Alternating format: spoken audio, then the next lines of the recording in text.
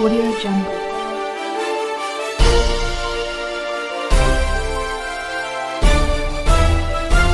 Audio Jungle. कंधरामा report कर रहियो आहे नवीद मुस्तफ़ा कांधड़ो।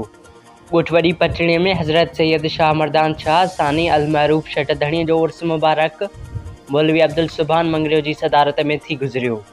उन मौक़े ते उर्स मुबारक जी शुरूआत कारी हादी बख़्श सिकंदरी तिलावत कलाम पाक सां कई।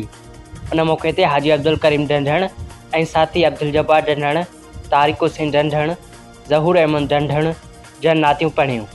उन मौक़े ते मौलवी अब्दुलसबहान मङरيو हज़रत सैयद शाह मर्दान शाह राशिदी सानी المعروف शटधणीअ जी ज़िंदगीअ ते ऐं कयल ख़िदमतुनि ते रोशनी विधी। उन मौक़े ते मौलवी मोहम्मद हसन सिकंदरी, हाफ़िज़ गुलाम कादिर सिकंदरी, हाफ़िज़ मोहम्मद कासिम सिकंदरी, हाफ़िज़ मोहम्मद इसहाक सिकंदरी, गुलाम फरीद कांधड़ो, मोहम्मद यूसुफ कांधड़ो, GM कांधड़ो, उस्ताद मंज़ूर बिरलो, शाहनवाज़ नारेजो, ज़ोहेब भुट्टो, उस्ताद बशीर नूनारी, मोहम्मद इस्माइल कांधड़ो, मोहम्मद अली कांधड़ो, राजा ख़ादिम हुसैन कांधड़ो, साहब अली कांधड़ो ऐं ॿियनि केतिरनि ई माण्हुनि उर्स मुबारक वारे प्रोग्राम में शामिल थिया।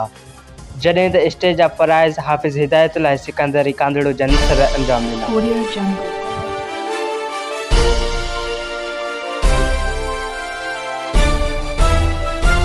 Audio Jungle.